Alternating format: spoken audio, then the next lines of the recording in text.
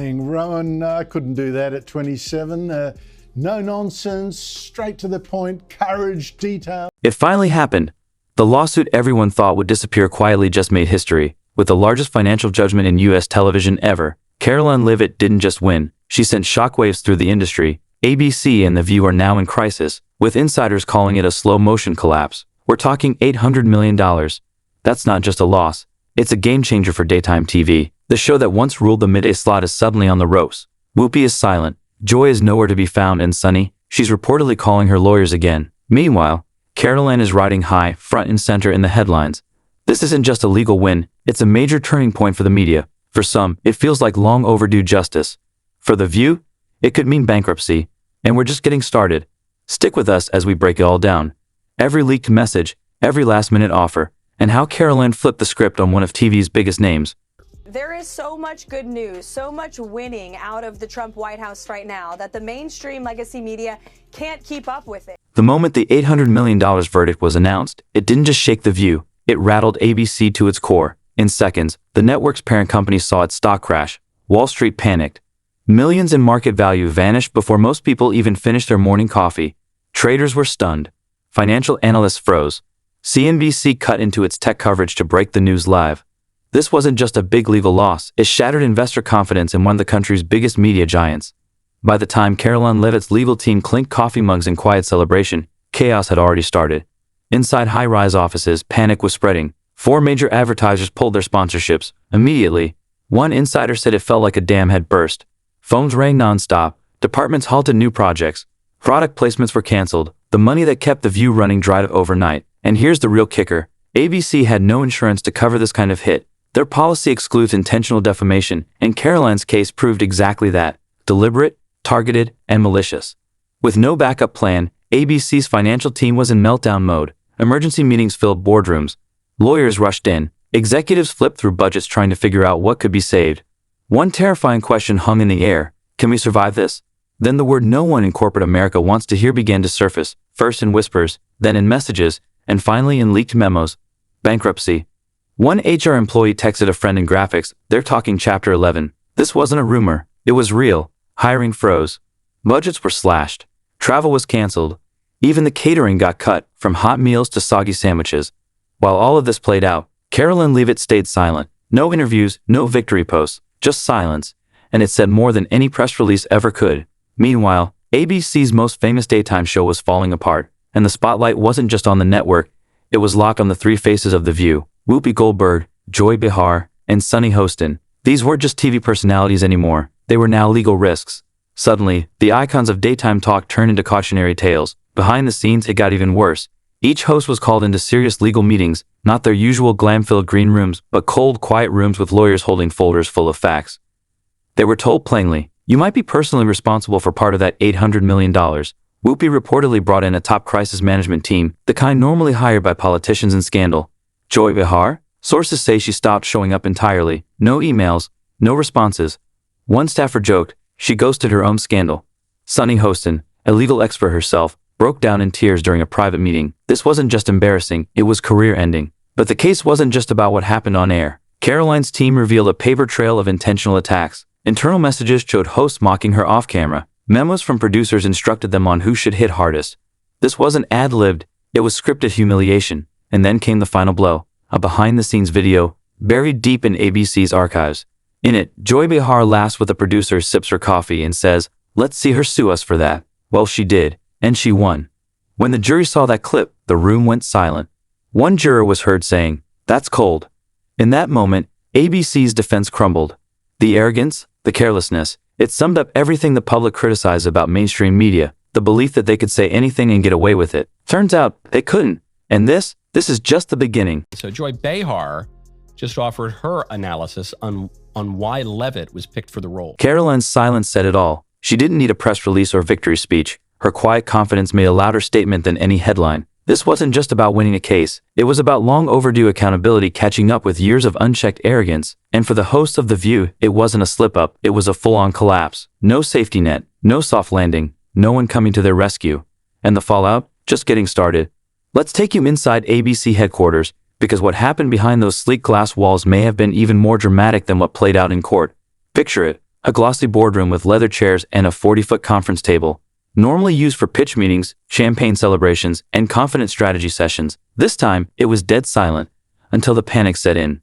One insider called it a corporate funeral. Another said it was the worst meltdown ABC had seen in decades. When the $800 million verdict hit, it didn't just surprise people, it triggered alarms. Literally, a security alert went off when multiple high-level employees tried to access the company's financial files all at once. ABC had trained for scandal, but not for complete disaster. In those first minutes, no one knew what to do. Here's what happened. 2:01 p.m., the verdict dropped. An emergency email went out. Immediate response. Lawsuit verdict. 2:15 p.m., the room filled with legal teams, PR heads, network executives, even Disney stakeholders, all connected by encrypted video calls. Tension filled the air. One exec slammed the table, knocking over a glass pitcher. "We let this happen. We enabled it." Another threw a binder and shouted, "This is bigger than Don Imus. Bigger than Roseanne. This is legacy destruction." Then a junior legal assistant rushed in, holding a single envelope, fresh from Karoline's legal team. Inside, one sentence in plain Helvetica. "We suggest you begin calculating liquidation options." That word, liquidation, was something no one had ever associated with The View. Now it was staring them in the face. This wasn't a PR mess. This was a full-scale financial collapse. Panic erupted. Some demanded immediate firings. Whoopi, Joy, Sunny, fire them all. Scrap the show. Kill the brand. Others warned that moving too fast would look like an admission of guilt. Arguments exploded. Voices were raised. Fists hit the table. One exec stormed out, yelling, "I told you not to greenlight that segment." And then another gut punch. Someone from the marketing team leaked the results of an internal survey. One that had predicted this exact backlash if the segment aired. Leadership ignored it. Now that survey is Exhibit A in a growing pile of shareholder lawsuits. Yes, you read that right. The reckoning isn't over. It's just getting bigger. I think how ironic that Whoopi Goldberg and Joy Behar and the rest of the ladies on The View spend their time calling Republicans the conspiracy theorists, but they have been wrong about everything they have said over the last couple of years. This case didn't just cost ABC $800 million, it opened the floodgates. Investors are furious. Class action lawsuits are brewing. And now, the unthinkable is on the table, full-blown bankruptcy. What started as one lawsuit has snowballed into a corporate collapse that's sending shockwaves across the entire industry. In one emergency meeting, ABC's CFO reportedly laid it all out. $140 million in lost ad revenue, $38 million in legal fees, $221 million in voided sponsorship deals, brand damage, incalculable. This wasn't a paper cut, it was a financial hemorrhage, and it happened live, in public view. Then came a second blow. A behind-the-scenes video clip leaked on Twitter. In it, Joy Behar is sipping wine, smirking, and saying, "Let's see her sue us for that." Well, she did, and she won. The clip exploded -2 million views in minutes, 10 million hashtags within the hour. Joy B. Wreck trended. Advertisers panicked. A major car brand pulled its daytime budget. Syndication partners froze deals. Disney began prepping for the worst. One exec reportedly said, "Daytime TV is finished. Not rebranded, erased."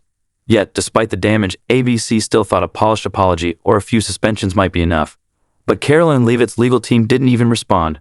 No press tour, no negotiations, just silence. Because there was nothing left to say, the verdict landed. The collapse was already spreading. The View, once the queen of daytime, was being erased from the board. In less than 3 months, ABC went from "let's go viral" to "let's explore liquidation." And no PR spin could undo it, because this wasn't just a bad look, it was a full-blown reckoning. And it didn't stop with ABC. Other networks are feeling the pressure. CBS called emergency meetings. NBC ordered legal reviews of every unscripted segment aired in the past 6 months. Netflix and Hulu quietly checked in with their litigation teams. Karoline didn't just win a case.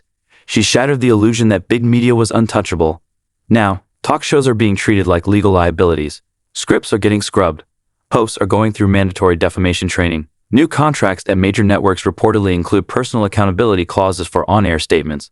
On social media, it's being called the talk show takedown. TikTok is full of clips and commentary. Twitter, now X, is flooded with hashtags like #ViewBankrupt and #TruthOverTalk.